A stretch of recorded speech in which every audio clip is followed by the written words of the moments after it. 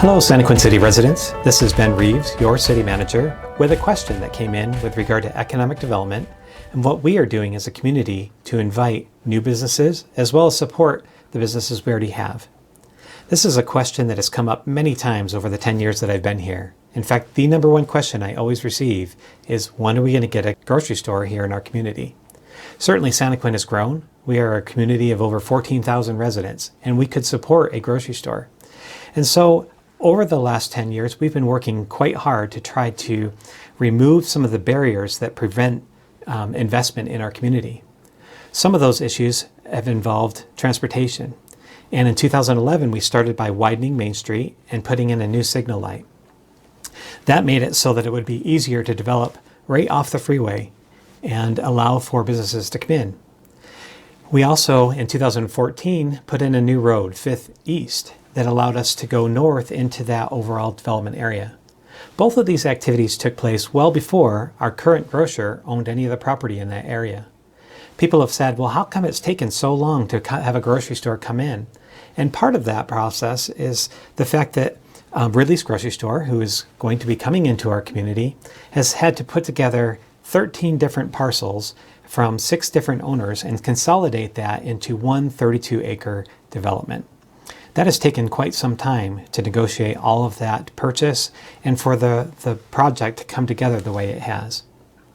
But Mr. Ridley has a desire to position his store north of First North.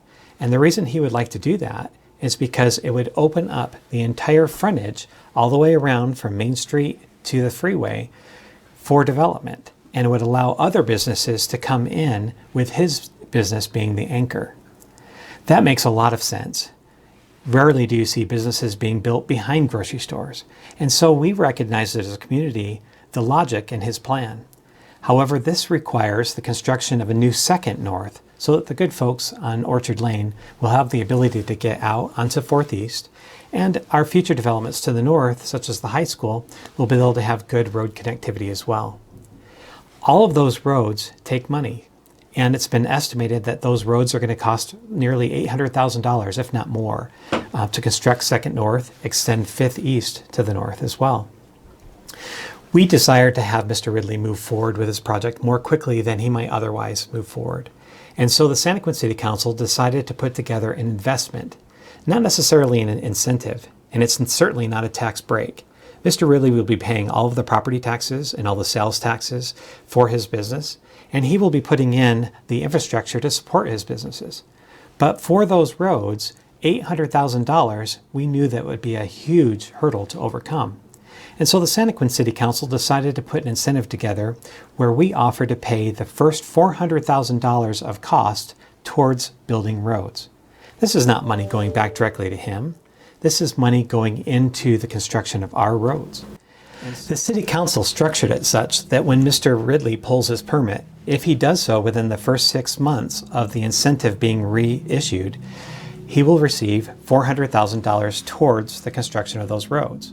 But if he does not pull that permit in the first 6 months, but does so in 9 to 12 months, then he will receive $300,000 towards the road construction. 12 to 15 months, $200,000. After 15 months to 18 months, it would be $100,000. So there is an incentive to bring him into our community that much earlier.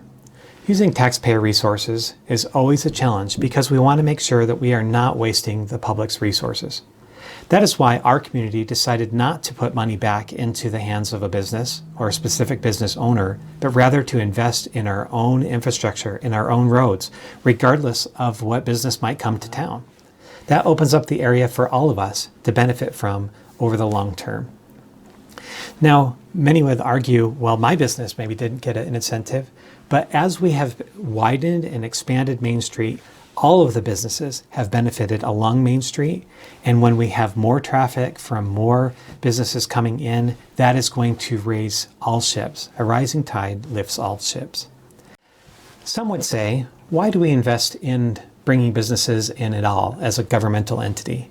And I would look to 2 communities that have provided really good examples, and that would be Spanish Fork, Utah with Costco, and Beaver, Utah with their new creamery. My wife and I go to Costco from time to time. We enjoy that, and all the other businesses and the new restaurants that have come in around that area. That would never have developed had it not been for the foresight of the Spanish Fork City Council working with business owners to open up that entire area. That didn't come overnight. That decision wasn't thrust upon the people. That had been something that the city staff and the city elected leaders had been working on for many, many years. And it's been a great benefit. It has paid for itself time and time over with the benefits that it receives by expanding its tax base and helping its residents. My wife and I had the opportunity to go down to Cedar City this weekend, and on the way back we stopped in at the new creamery in Beaver, Utah. Many of you might remember the old creamery where you could stop and get squeaky cheese and have some ice cream. Well, it was always busy and there was always a line, but we were amazed at the investment and the vision that it took to put the new creamery in. There were 28 people in line when my wife and I went in to get ice cream. That line was wrapped around, and they efficiently served everybody who was there. They expanded it by having a restaurant, an area where you could learn about the cheese making, as well as a place where you could try out the food. It takes the foresight of elected officials, business leaders, and city staff to come together to put a plan in place that would benefit the entire community. That's what happened at Spanish Fork. That's what's happening now in Beaver. That is what we want to have happen here in Santaquin. We want to increase our tax base, create new jobs, and make it so that this is a great place to live and a great place to raise a family. I thank you for these questions, and we look forward to more questions in the future. Have a great week.